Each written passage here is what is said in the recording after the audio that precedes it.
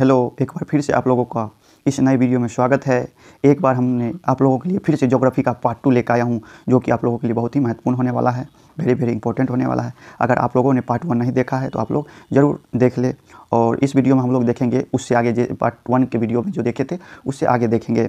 तो आप लोग देख सकते हैं, पैटर्न पता ही होगा, फिर भी एक बार देख लीजिए। और अभी तक नहीं देखे हैं तो एक बार ज़रूर देख ले, ताकि आप लोगों को एग्ज़ाम में कोई भी परेशानी ना हो और समय का बचत होगा अगर आप लोग पहले देख लेते हैं। क्योंकि हम लोगों ने आप लोगों की सुविधा के लिए हूबहू जिस प्रकार बोर्ड परीक्षा में पूछा जाएगा, सेम उसी प्रकार हम लोगों ने आप लोगों की सुविधा के लिए तैयार किया है। अगर आप लोग नहीं देखें अभी तक तो एक बार ज़रूर देख ले। आप लोग देख सकते हैं किस तरह हम लोगों ने तैयार किया। इसमें जो था, हम लोग पहले वीडियो में 1 से 35 तक क्वेश्चन देखे थे, और इस वीडियो में हम लोग 35 से आगे देखेंगे। और साथ ही हम लोग कुछ सब्जेक्टिव भी देखेंगे, किस तरह का, किस टाइप का क्वेश्चन पूछा जाता है। तो चलिए, हम लोग बिना समय बर्बाद किए हुए, बिना समय गवाए हुए चलते हैं प्रश्न की ओर। तो इस वीडियो में हम लोग अगला प्रश्न देखेंगे, यानी कि 35 के। चलिए, तो हम लोग प्रश्न देखते हैं। देखिए, हम लोग पहले वीडियो में 35 तक देख लिए थे, और इसमें जो है हम लोग 36 से और कुछ जो है सब्जेक्टिव भी देखेंगे। तो आइए हम लोग क्वेश्चन की ओर चलते हैं। पहला क्वेश्चन है, किस भाषाई परिवार की भारत में जनसंख्या सबसे कम है? तो किस भाषा में है? इसका सही उत्तर क्या हो जाएगा? इसका सही उत्तर हो जाएगा आस्ट्रिक, यानी कि ऑप्शन डी हो जाएगा सही उत्तर। इसी तरह हम लोग अगले प्रश्न की ओर चलेंगे। अगला प्रश्न क्या है कि 2011 की जनगणना के अनुसार निम्नलिखित राज्यों में से किसकी जनसंख्या घनत्व सबसे कम है? तो कम पूछा जा रहा है, तो सबसे कम किसका है? तो सबसे कम अरुणाचल प्रदेश, यानी कि ऑप्शन बी हो जाएगा इसका सही उत्तर। इसी तरह हम लोग अगले प्रश्न की ओर चलेंगे। अगला प्रश्न क्या है कि 2011 की जनगणना के अनुसार भारत में जनसंख्या का घनत्व है, तो कितना हो जाएगा? 382 व्यक्ति प्रति वर्ग किलोमीटर, यानी कि ऑप्शन बी हो जाएगा इसका सही उत्तर। इसी तरह हम लोग अगले प्रश्न की ओर चलेंगे। अगला प्रश्न क्या है कि भारत में जनगणना का महान विभाजक वर्ष कौन है? कौन हो जाएगा इसका महान विभाजक वर्ष? तो हो जाएगा 1921, यानी कि ऑप्शन सी हो जाएगा इसका सही उत्तर। इसी तरह हम लोग अगले प्रश्न की ओर चलेंगे। अगला प्रश्न क्या है कि निम्नलिखित राज्यों में किसका 0 से 6 आयु वर्ग में न्यूनतम है? तो ये जो है इसका जो हो जाएगा, यानी कि जो है इस राज्य में हरियाणा हो जाएगा, यानी कि ऑप्शन ए हो जाएगा इसका सही उत्तर। इसी तरह हम लोग अगले प्रश्न की ओर चलेंगे। अगला प्रश्न क्या है कि 2011 की जनगणना के अनुसार निम्नलिखित राज्यों में से किसमें नगरीय जनसंख्या का अनुपात सर्वाधिक है, यानी कि सबसे अधिक है? तो किसका है? तो यह है गोवा, यानी कि ऑप्शन सी हो जाएगा इसका सही उत्तर। इसी तरह हम लोग अगले प्रश्न की ओर चलेंगे। अगला प्रश्न है कि मानव विकास सूचकांक में भारत के निम्नलिखित राज्यों में से किसकी कोटि उच्चतम है, यानी कि किसकी कोटि जो है सबसे ऊंचा है? तो यानी कि हो जाएगा कौन? केरल, यानी कि ऑप्शन हो जाएगा ए सही उत्तर। इसी तरह हम लोग अगले प्रश्न की ओर चलेंगे। अगला प्रश्न क्या है कि सिंगरेनी है, यानी कि सिंगरेनी क्या है? तो सिंगरेनी खनन नगर है, यानी कि ऑप्शन बी हो जाएगा इसका सही उत्तर। इसी तरह हम लोग अगले प्रश्न की ओर चलेंगे। अगला प्रश्न है कि बुंदेलखंड प्रदेश में किस प्रकार की ग्रामीण बस्तियाँ पाई जाती है? तो इसमें पाई जाती है किस प्रकार की? तो इसमें जो है, यानी कि पल्ली बस्तियाँ भी पाई जाती है, उसके बाद गुच्छित बस्तियाँ भी पाई जाती है, उसका प्रविकीर्ण बस्तियाँ भी पाई जाती है, यानी कि सब पाई जाती है। किसका सही उत्तर क्या हो जाएगा? डी हो जाएगा इसका सही उत्तर। इसी तरह हम लोग अगले प्रश्न की ओर चलेंगे। अगला प्रश्न क्या है कि गाजियाबाद का एक उदाहरण है, गाजियाबाद का जो है एक उदाहरण है, तो इसका जो है आधुनिक नगर का, यानी कि गाजियाबाद जो एक आधुनिक नगर है, यानी कि ऑप्शन सी हो जाए इसका सही उत्तर। इसी तरह हम लोग अगले प्रश्न की ओर चलेंगे। अगला प्रश्न क्या है कि भारत में सर्वाधिक जनसंख्या वाला मेगालोपोलिस कौन है, यानी कि मेगालोपोलिस कौन है? तो कौन हो जाएगा? दिल्ली हो जाएगा, यानी कि ऑप्शन बी हो जाएगा इसका सही उत्तर। इसी तरह हम लोग अगले प्रश्न की ओर चलेंगे। अगला प्रश्न क्या है कि निम्नलिखित में कौन भू उपयोग संवर्ग नहीं है? तो कौन हो जाएगा? तो हो जाएगा सीमांत भूमि, सीमांत कृषि भूमि, यानी कि ऑप्शन सी हो जाएगा इसका सही उत्तर। क्योंकि सीमांत भूमि जो है, दो खेतों को बांटने के लिए इसका प्रयोग किया जाता है, जिसका कोई उपयोग नहीं होता है। इसी तरह हम लोग अगले प्रश्न की ओर चलेंगे।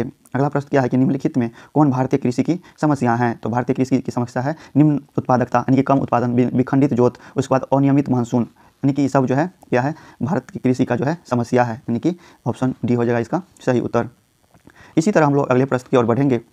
और अगला प्रश्न है कि भारत में सर्वप्रमुख जूट उत्पादक क्षेत्र कौन है? तो कौन है? तो गंगा का डेल्टा, यानी कि ऑप्शन ए हो जाएगा इसका सही उत्तर। इसी तरह हम लोग अगले प्रश्न की ओर चलेंगे। अगला प्रश्न देखेंगे। अगला प्रश्न क्या है कि हरित क्रांति संबंधित है, हरित क्रांति जो है संबंधित है किससे? खाद्यान्न उत्पादन से, यानी कि ऑप्शन ए हो जाएगा इसका सही उत्तर। इसी तरह हम लोग अगले प्रश्न को देखेंगे। अगला प्रश्न है, पायकारा जल विद्युत परियोजना कहाँ है? तो पायकारा जल विद्युत परियोजना कहाँ है? तो यह जो है कहाँ है? तो यह है तमिलनाडु में, यानी कि ऑप्शन ए हो जाएगा इसका सही उत्तर। इसी तरह हम लोग अगले प्रश्न की ओर चलेंगे। अगला प्रश्न है कि निम्नलिखित में कौन पश्चिमी भारत की नदी बेसिन है? कौन जो है पश्चिमी भारत की नदी बेसिन है? तो यह जो है हो जाएगा माही बेसिन, यानी कि ऑप्शन ए हो जाएगा इसका सही उत्तर। इसी तरह हम लोग अगले प्रश्न की ओर चलेंगे। अगला प्रश्न है कि निम्नलिखित में कौन सबसे छोटी बेसिन है? सबसे छोटी बेसिन कौन है? तो सबसे छोटी बेसिन होगा तापी बेसिन, यानी कि ऑप्शन डी हो जाएगा इसका सही उत्तर। इसी तरह हम लोग अगले प्रश्न की ओर बढ़ेंगे। अगला प्रश्न है कि भारत में भारत में प्रथम नाभिकीय ऊर्जा परियोजना कहाँ स्थापित की गई थी? तो यह कहाँ की गई थी? यह की गई थी कहाँ पे? तो यह की गई थी तारापुर। इसी ऑप्शन सी हो जाएगा इसका सही उत्तर। इसी तरह हम लोग अगले प्रश्न की ओर बढ़ेंगे। अगला प्रश्न है नोआमुंडी लौह अयस्क क्षेत्र किस राज्य में है? तो नोआमुंडी जो है लौह अयस्क क्षेत्र जो है किस राज्य में है? तो यह जो है झारखंड में, यानी कि ऑप्शन सी हो जाए इसका सही उत्तर। इसी तरह हम लोग अगले प्रश्न की ओर बढ़ेंगे। अगला प्रश्न देखेंगे। अगला प्रश्न है निम्नलिखित राज्यों में कौन गोंडवाना कोयला के लिए प्रसिद्ध है? तो कौन है? तो यह जो है यह है झारखंड, यानी कि ऑप्शन सी हो जाएगा इसका सही उत्तर। इसी तरह हम लोग अगले प्रश्न की ओर चलेंगे। अगला प्रश्न क्या है कि निम्नलिखित राज्यों में से किसमें प्रमुख तेल क्षेत्र स्थित है? किसमें है? तो यह है असम में, यानी कि ऑप्शन सी हो जाएगा इसका सही उत्तर। इसी तरह हम लोग अगले प्रश्न की ओर बढ़ेंगे। अगला प्रश्न है पंचपटमाली खान किस खनिज से संबंधित है? यानी कि पंचपटमाली खान जो है किस खनिज से संबंधित है? यह जो है यह संबंधित है यानी कि यूरेनियम, यानी कि ऑप्शन बी हो जाएगा इसका सही उत्तर। इसी तरह हम लोग अगले प्रश्न की ओर चलेंगे। अगला प्रश्न क्या है कि निम्नलिखित राज्यों में किसमें केका नाभिकीय ऊर्जा केंद्र अवस्थित है? तो किसमें है? तो यह हो जाएगा यानी कि कर्नाटक में, ऑप्शन सी हो जाएगा इसका सही उत्तर। इसी तरह हम लोग अगले प्रश्न की ओर बढ़ेंगे। अगला प्रश्न क्या है कि बेलाडीला किस खनिज के लिए प्रसिद्ध है? यानी कि बेलाडीला जो है किस खनिज के लिए जो है प्रसिद्ध है? तो यह जो है प्रसिद्ध है लौह अयस्क के लिए, यानी कि क्या हो जाएगा? ऑप्शन ए है हो जाएगा इसका सही उत्तर। इसी तरह हम लोग अगले प्रश्न की ओर बढ़ेंगे। अगला प्रश्न है हुगली औद्योगिक प्रदेश का विस्तार है, यानी कि हुगली जो है औद्योगिक प्रदेश का विस्तार कहाँ तक है? तो यह जो है यह है कोलकाता से हावड़ा तक, यानी कि ऑप्शन ए हो जाएगा कोलकाता से हावड़ा तक। कोलकाता से हावड़ा तक हो जाएगा, यहाँ पे थोड़ा मिसप्रिंट है। इसी तरह हम लोग अगले प्रश्न की ओर चलेंगे। अगला प्रश्न है राउरकेला इस्पात संयंत्र किस राज्य में अवस्थित है? यह जो है किस राज्य में अवस्थित है? यह जो है ओडिशा में अवस्थित है, यानी कि ऑप्शन सी हो जाएगा इसका सही उत्तर। इसी तरह हम लोग अगले प्रश्न की ओर चलेंगे। अगला प्रश्न क्या है कि हथकरघा उद्योग है। हथकरघा उद्योग क्या है? तो यह है कुटीर उद्योग, यानी कि ऑप्शन बी हो जाएगा इसका सही उत्तर। इसी तरह हम लोग अगले प्रश्न की ओर चलेंगे। अगला प्रश्न क्या है कि भरमौर जनजातीय क्षेत्र संबंधित है। भरमौर जनजातीय क्षेत्र जो है संबंधित है कहाँ से? तो गद्दी से, यानी कि ऑप्शन ए हो जाएगा इसका सही उत्तर। इसी तरह हम लोग अगला प्रश्न देखेंगे। अगला प्रश्न है नीरू मीरू संबंधित है। नीरू मीरू जो है संबंधित है, यह संबंधित है किससे? सिंचाई प्रबंध से, यानी कि ऑप्शन बी हो जाएगा इसका सही उत्तर। इसी तरह हम लोग अगले प्रश्न की ओर चलेंगे। अगला प्रश्न क्या है कि अम्ल वर्षा का क्या कारण है? अम्ल वर्षा का जो है क्या कारण है? तो अम्ल वर्षा का वायु प्रदूषण, यानी कि ऑप्शन सी हो जाएगा इसका सही उत्तर। इसी तरह हम लोग अगले प्रश्न की ओर चलेंगे। अगला प्रश्न है पूर्व पश्चिम गलियारा जोड़ता है, यानी कि पूर्व पश्चिम गलियारा जो है जोड़ता है, तो यह जोड़ता है किसको?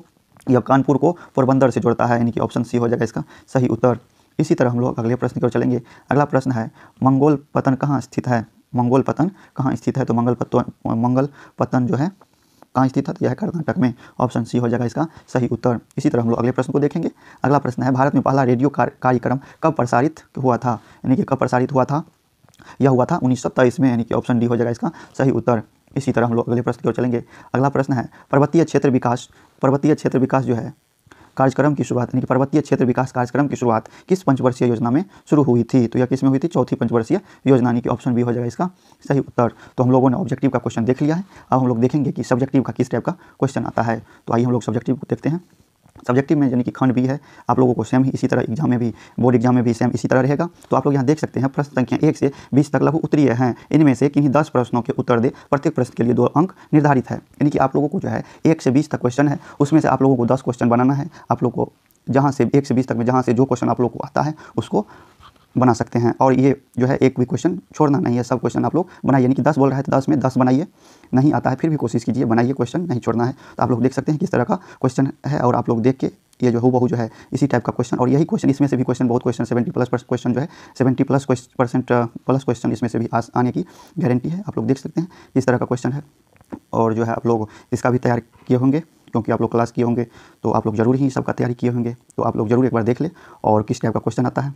तो अब जो है यहाँ से फिर जो है शुरू हो जाता है। हम लोग 20 तक है तो 20 तक यहाँ की 2 नंबर वाला खत्म हो गया। अब दीर्घ उत्तरीय प्रश्न आएगा। तो दीर्घ उत्तरीय प्रश्न है, तो दीर्घ उत्तरीय प्रश्न में है प्रश्न संख्या 21 से 26 दीर्घ उत्तरीय है। किन्हीं 3 प्रश्नों के उत्तर दे, प्रत्येक के लिए 5 अंक निर्धारित है। यानी कि इनमें से 21 से 26 तक में जो है 3 प्रश्न का उत्तर आपको देना है। यानी कि जो आपको आसान लगे, जो आपको आता हो, आप लोग 3 प्रश्न का उत्तर दे सकते हैं। ऐसा जरूरी नहीं है कि हम लोग 21, 22, 23 का ही बनाए। ऐसा है आप लोग को 21 का नहीं बन रहा, कोई बात ना, 23 का बन रहा, 23 का बनाए, 25 का बन रहा, 25 का बनाए, 26 का बन रहा है, 26 का बनाए। ऐसा कोई ज़रूरी नहीं है कि आप लोग लगातार ही बनाएं। तो आप लोग ज़रूर देखें और तैयारी करें, और तैयारी कर ही रहेंगे और अच्छे से कीजिए तैयारी। आप लोगों का एग्ज़ाम बहुत नज़दीक है। तो हम लोग इस वीडियो में यहीं तक देखेंगे, और ये वीडियो आप लोगों को कैसा लगा एक बार ज़रूर कमेंट करके बताएं, ताकि हम लोग अगले वीडियो में भी अगला वीडियो भी बना सके आप लोगों के मदद के लिए। और आप लोग ये वीडियो ज़रूर देखें, आप लोगों को ज़रूर ही एग्ज़ाम में लाभ मिलेगा।